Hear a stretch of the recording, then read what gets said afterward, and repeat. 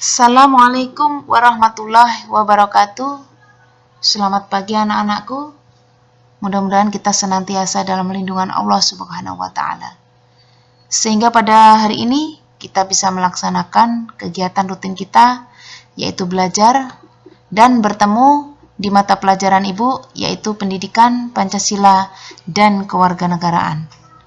Kita bertemu di kelas 7, masih bab yang ketiga, pada pertemuan yang ketiga. Untuk mengawali pelajaran pada pagi hari ini, marilah kita terlebih dahulu berdoa dengan membaca Bismillah. Bismillahirrahmanirrahim. Kemudian Ibu lanjutkan dengan mengisi daftar hadir. Kompetensi dasarnya menganalisis kesejarahan perumusan dan pengesahan Undang-Undang Dasar Negara Republik Indonesia tahun 1945. Tujuan pembelajarannya, siswa mampu mempelajari arti penting Undang-Undang Dasar Negara Republik Indonesia tahun 1945 bagi bangsa dan negara Indonesia.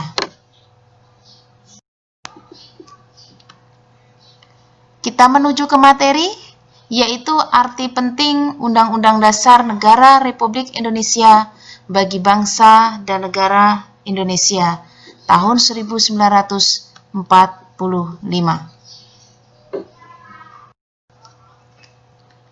Arti penting Undang-Undang Dasar Negara Republik Indonesia tahun 1945.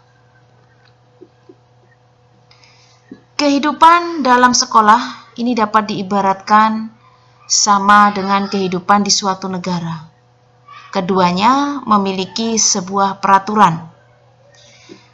Kalau kehidupan di sekolah diatur melalui tata tertib sekolah, sedangkan kehidupan dalam suatu negara diatur dengan konstitusi atau yang disebut dengan Undang-Undang Dasar. Lalu apa fungsi konstitusi bagi suatu negara? 1. Membatasi atau mengendalikan kekuasaan penguasa agar dalam menjalankan kekuasaannya tidak sewenang-wenang terhadap rakyatnya.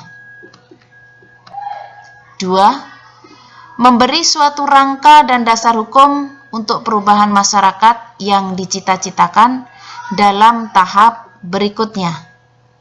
Fungsi yang ketiga, sebagai landasan penyelenggaraan negara menurut suatu sistem ketatanegaraan tertentu yang dijunjung tinggi oleh semua warga negaranya, baik penguasa maupun rakyat, yaitu sebagai landasan struktural. Kepatuhan terhadap Undang-Undang Dasar Negara Republik Indonesia tahun 1945 akan mengarahkan kita pada kehidupan yang tertib dan teratur. Sebaliknya, apabila Undang-Undang Dasar Negara Republik Indonesia tahun 1945 tidak dipatuhi, maka kehidupan bernegara kita mengarah pada ketidakharmonisan dan akibatnya akan terjadi perang saudara.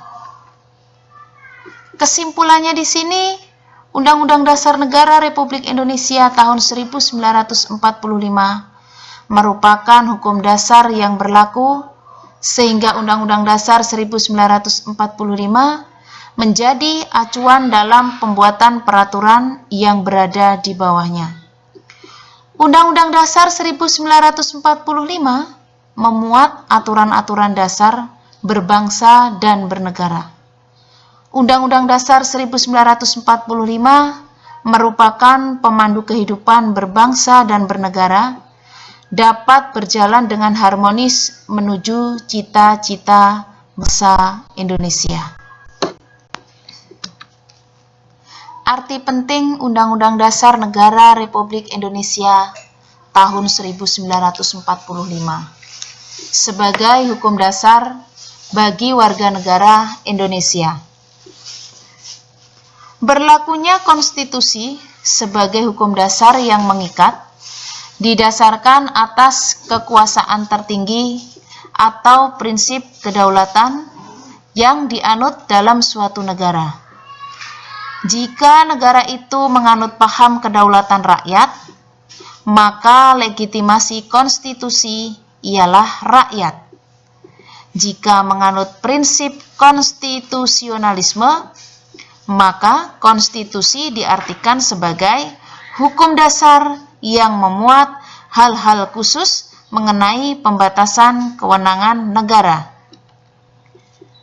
Siapakah 3 lembaga negara di Indonesia?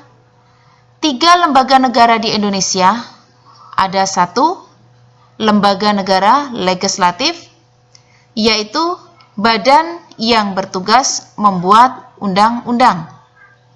2. Badan negara eksekutif, yaitu badan yang bertugas menjalankan undang-undang. 3.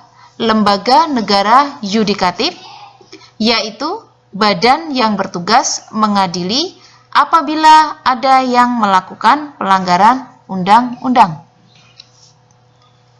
Tujuan konstitusi untuk mengadakan tata tertib yang berkaitan dengan A. Lembaga-lembaga negara dengan wewenang dan cara kerja. B. Hubungan antar lembaga negara. C. Hubungan lembaga negara dengan warga negara atau yang disebut dengan rakyat. D. Jaminan hak-hak asasi manusia. E. Hal-hal yang sifatnya mendasar sesuai dengan tuntutan perkembangan zaman. Demikian tadi materi yang telah Ibu sampaikan mengenai arti penting Undang-Undang Dasar Negara Republik Indonesia bagi bangsa dan negara Indonesia tahun 1945. Kita akan bertemu di minggu selanjutnya dalam materi berikutnya. Sebelum pelajaran Ibu tutup, marilah kita terlebih dahulu membaca doa dengan mengucap hamdalah. Alhamdulillahirabbil alamin. Akhir kata, wassalamualaikum warahmatullahi wabarakatuh.